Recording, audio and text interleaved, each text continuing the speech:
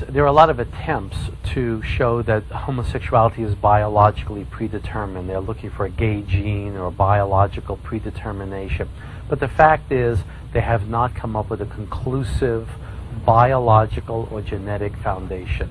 There is suggestive evidence, but there's nothing conclusive at this point. Yeah, homosexuals can change, and that's what we do here. This is a clinic of 8 therapists, myself and 7 other therapists, and we work toward changing men and women who want to come out of homosexuality. My staff is 7 therapists, and we have 1 woman on staff. She deals with the lesbians, and the others are men who work with the men.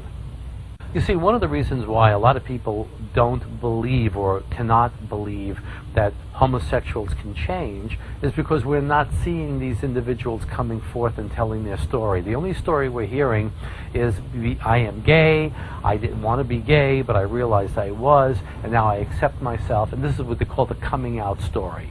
Okay? But we need to hear about another kind of coming out story. And this other kind of coming out story is a person who says, I had these feelings, I had these attractions, I was told I was born gay, I was told that I didn't have a choice, but then I discovered that there were things that I could do by understanding myself, by understanding my childhood, by looking at particular things that happened to me. I began to understand what my sexual attraction was about. And now I am no longer gay, I am no longer living in the gay lifestyle. Here is my wife, here is my family. Now we need to see more of those stories. One of the arguments against the ex-gay is, well, he'd never really changed, he's just suppressing, he's denying his true feelings, he's pretending to be heterosexual. But in fact, when you listen closely to these people and listen to their testimony, listen to their story, they experience a reduction in their same-sex attraction. I'm not saying that there is no more zero homosexual attraction. There may be a little bit left. But these individuals do not need to live their life around their homosexuality. These are people who are choosing to get married and have families, and they experience an authentic sexual attraction for their wife. They experience a significant reduction in their homosexual attraction. We do this work all day long.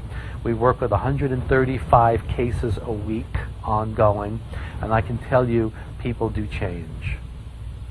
I never really chose to go into this kind of work. I never gave it serious thought. I never gave it really serious consideration or study.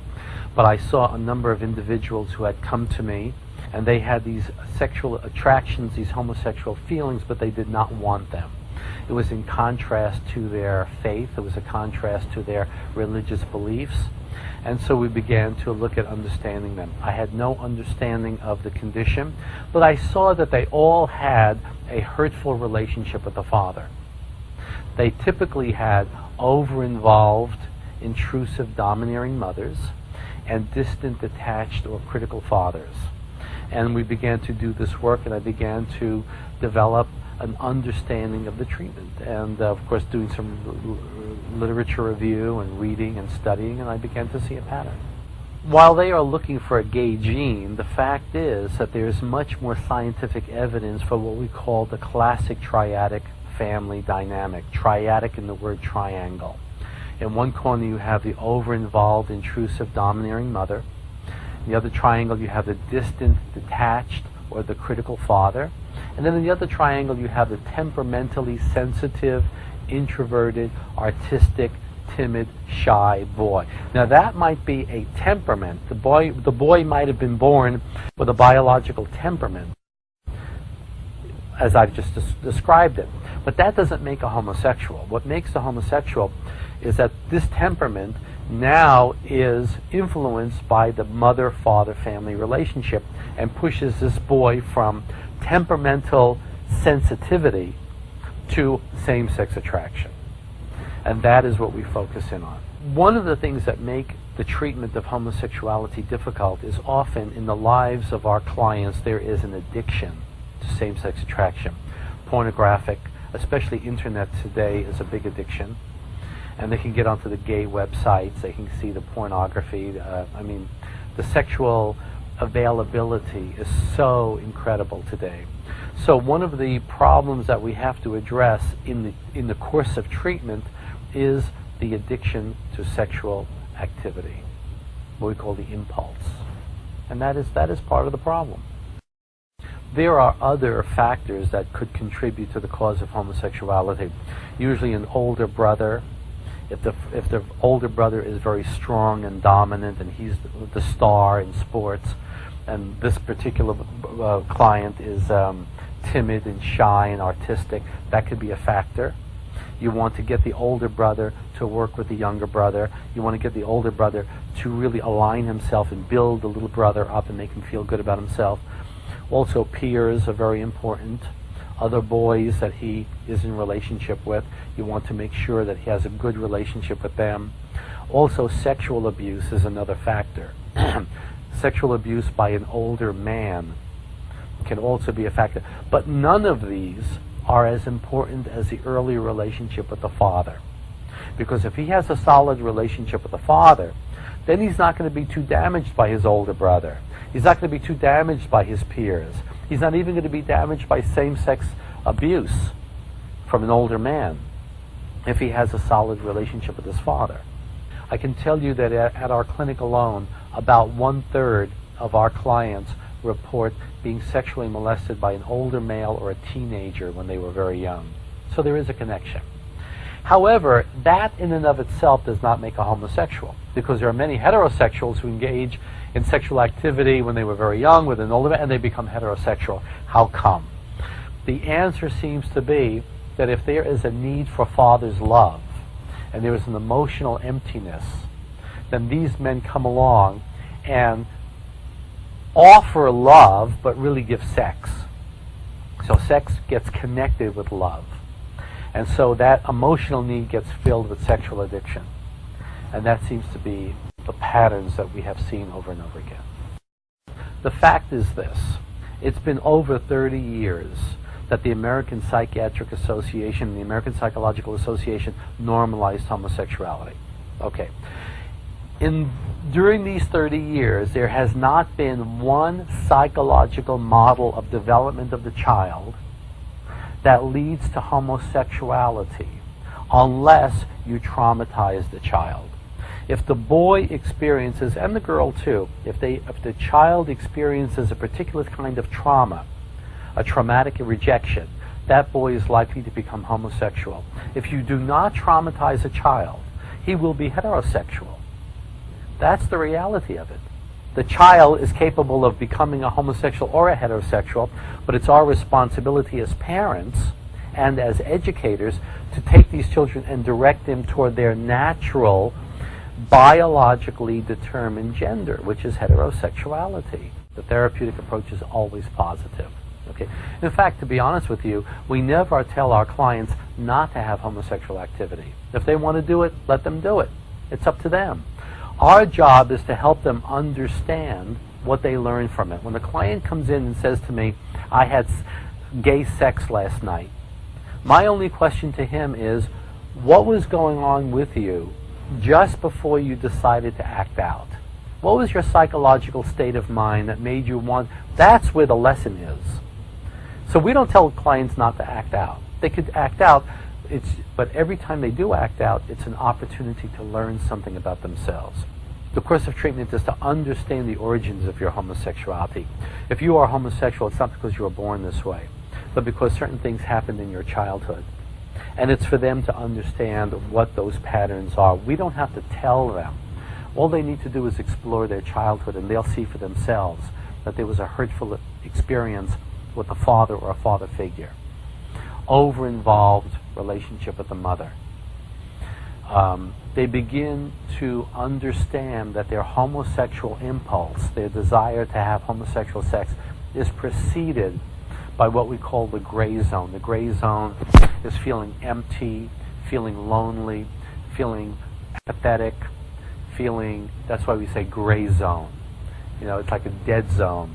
And that is preceded by somebody did something to make you feel bad about yourself.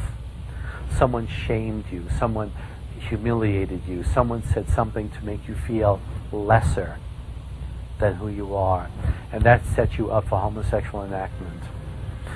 And we're teaching people that homosexuality is not about sex. It's about how you feel about yourself as a person. It's about your self-esteem. It's about your self-identity. It's about the way you relate to other people. Whenever I present this model of the cause of homosexuality, many people will say to me, you know, that perfectly fits alcohol, drug, any other kind of addictive behavior is always preceded by feeling bad about yourself. And it does fit into the literature of addictions, of many different kinds of addictions. It's the same pattern, except these clients of ours were traumatized regarding their gender. And that's what makes the homosexual different from all other addictions. That their trauma, their childhood trauma, had to do with their being boys, being masculine. Well, there were earlier claims that we have no scientific evidence for our therapy, but that was years ago. But since then, we've done some of our own publishing, which is, I'm not going to go through the details with you, but I can tell you that today there is much more published scientific evidence for the treatment, the successful treatment of homosexuality, and certainly the Spitzer study, which is a very important study, because Spitzer is not coming from a religious perspective. Spitzer himself was the hero of the gay community because he was the one that helped to change the 1973 decision to normalize homosexuality. And he was the man who afterwards found 200 people who overcame their homosexuality, 150 men and 50 women. And not only did they leave their homosexuality, but they made a positive transition to heterosexuality. And other studies are coming out too. The greatest threat to the gay movement is the testimony of an ex-gay person. When an ex-gay stands up and says, I was once homosexual, but now I am happily married, that is the greatest threat to the gay agenda, because fundamental to the promotion of gay is the idea that you're simply born this way, you have no choice. But when you can show that choice is possible, it totally upsets the foundation of what we understand to be gay. Well, I think that right now in the school system, when a young student goes to the counselor and says, you know, I have these feelings and these attractions, what shall I do? The counselor says, oh, you were born gay. You have a gay gene. That's all there is to it. There's no scientific support for this, but this is the popular misinformation we're giving young people. So these kids have no hope for change.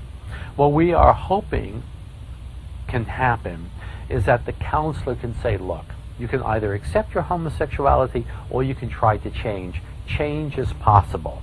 People have overcome their homosexuality, and you might want to consider the possibility of overcoming your homosexuality. That is a fair way of treating these young people who are looking for information. They're not being told that they have a choice. Well, one of the pieces of advice is go out and experiment and find out what you like. Well, this is ridiculous. I mean, what kind of a choice is this? First of all, if the young person has these feelings, he's going to engage in homosexual activity.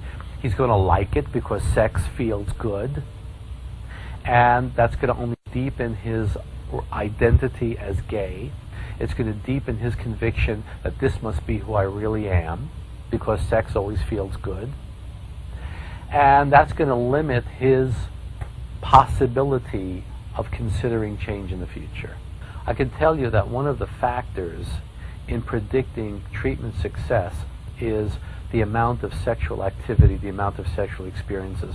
The client who has had less homosexual experiences does better in therapy, because you don't have to worry about that addictive dimension that we talked about. And the one who has had a lot of sexual experiences, it's going to be more difficult for him because his body is ready to kick into that. Here at this clinic, we can claim a third, a third, a third. And by the way, this fits most of the research on the treatment of homosexuality. It's about a third, a third, a third. A third, no change. A third, significant improvement. A third, cure. Now, let me explain. When I say a third cure, I do not mean that this person will never have a homosexual thought or feeling again. If it does come up, he will understand what it's about. He will go to himself and say, okay, what's going on with me right now that I should be feeling these attractions? How am I doing with my friendships? How am I doing with my wife? How am I doing with myself? So his mind goes there. See, homosexual temptation is a signal to go back to yourself and check in with yourself. When we say no change, we're talking about that 1/3 of people who were forced to come to us. They did not want to be in therapy. Their parents dragged them into therapy, or their wives dragged them. They were not motivated. But usually when people are motivated, they will experience significant change in understanding and diminishing their homosexuality. My oldest client is 64, and my youngest is 7 years old. So I'm going from 7 years old because he is showing what we call GID, gender identity disorder. He wants to be a girl, so we're working with the family. And the oldest is a 64-year-old man who had no idea that he had a choice. He had no idea that change was possible. And he is doing really very well, actually, because luckily he did not have that many experiences. He did have some, but he didn't have too many homosexual experiences. And he's also very motivated. For some people, homosexuality is an adaptation. That works for them.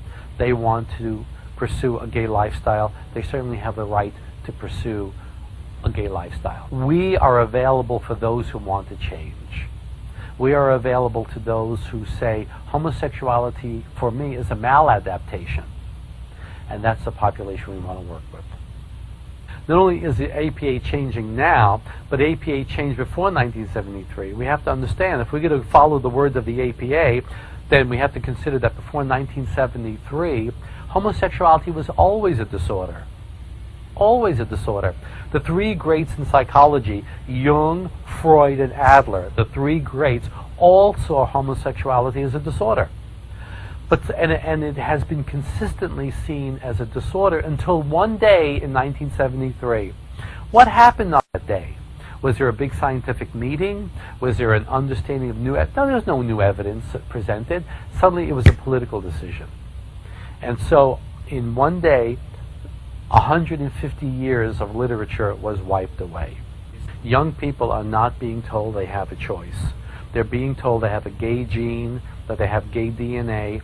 This is certainly not true. This is certainly misinformation, and we're doing a great injustice to young people when we encourage them to go into a gay lifestyle, when we encourage them to go engage in gay sex.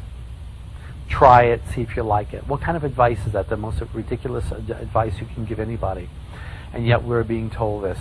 And these counselors are doing it with good intentions. They really believe that there is a gay gene. They are being told this at the educational level, and they repeat it. In 1972, we heard that the gays were going to use the 20th anniversary of the 1973 decision. They were going to use 1993, the 20th anniversary of the 73 decision, to completely outlaw the treatment of homosexuality. We heard about this, and so a number of psychologists and psychiatrists around the country who do this kind of work decided to come together and to support ourselves and to support clients to preserve their right to receive treatment. And that's how North was born in 1992, the year before the 1993. And in the beginning, they dismissed us, they ignored us. The strategy of the gay activists, the strategy of gay psychiatrists within the American Psychiatric Association was to ignore us. Well, they couldn't ignore us. We kept growing and growing, and we continue to have an influence. We have a very strong and well-written website with excellent scientific information. We're very careful that what we put on our website is scientifically grounded. It's not religious, it's not political. We have a national conference every year, which is very well attended, excellent speakers. We're making inroads. We're making inroads, and we cannot be ignored. And today we have over 1,000 members. So we're doing very, very well. All over. We're having North chapters all over the country. We have North Switzerland, Italy, Canada, Mexico, I don't even know where else, Spain. I mean, we're just growing. We're growing. The world is designed for male and female. And it's not homophobia, it's just that's the way things are. And children, if you leave a child alone and don't traumatize him, he will be heterosexual. 98% of the population is heterosexual. So chances are it's easier to live as 98% of the population than it is to live as 2% of the population. That's the reality of it. Now, we're certainly not talking about gay bashing or hurting people or diminishing their civil rights. We certainly don't want to advocate that. But the reality is that this is a heterosexual world. When the client walks in, if he says to me, I am here because my church wants me to change, or my Bible wants me to change, or my family wants me to change, that client is not going to do well in therapy. They have to come because they want to change. Most of the people that come to us say, homosexuality just doesn't feel true. It's not that it's right or wrong in the moral sense, but when I engage in homosexual activity, there's something false about it. There's something dissatisfying about it. That is the motivation to change. Well, most of the conversation we've been having here is about male homosexuals, because that's most of the clients we deal with. And there seems to be more male homosexuality than female homosexuality. Some studies say 5 to 1, some say 3 to 1, one study says 11 to 1. We don't know exactly, but we know that there is more male homosexuality than female homosexuality. And that might be because the boy has to disidentify with the mother and connect with the father. See, he has the additional developmental task of doing this. The girl maintains her identity with her mother, and from that she develops a feminine identity. But the boy has to do this other particular step. So, while we've been talking about male homosexuality, we might want to consider for a moment lesbianism. Now, lesbianism could be a little more complicated, and there are 3 basic causes in terms of development. So let's start with the earliest development. The first one is this, what we call the symbiotic or infant relationship, where the baby girl is attached to the mother, but there is a breach or a break or a breaking of the emotional connection with the mother. The mother is attuned to the baby, but maybe she's going through a psychological problem herself, or she's going through a crisis, or she's having trouble with the father or the husband, and so she makes a disconnection. So the baby experiences this loss, this drop of attachment. So it's intermittent connection, okay? So there's this hunger for the mother figure, which they discover later on. Growing up a little longer, we go to another kind of problem that the girl might encounter, which is a gender problem. And this is like the male homosexual. For the lesbian, she disidentified with the mother and bonded with the father. See, she did what the boy should do. Now, why would a girl disconnect with the mother and bond with the father? Well, sometimes you have a family dynamic where the mother is passive and weak and emotionally unavailable. Yeah, and the father is very, we say seductive, not sexually seductive, but very a large personality. He's charismatic, he's salient. You might have a situation where the father is abusive to the mother, and the girl says, if this is what it means to be a female, to be weak, to be victim, I'm going to identify with dad. And in fantasy, she becomes daddy's little boy. This is identification with the aggressor.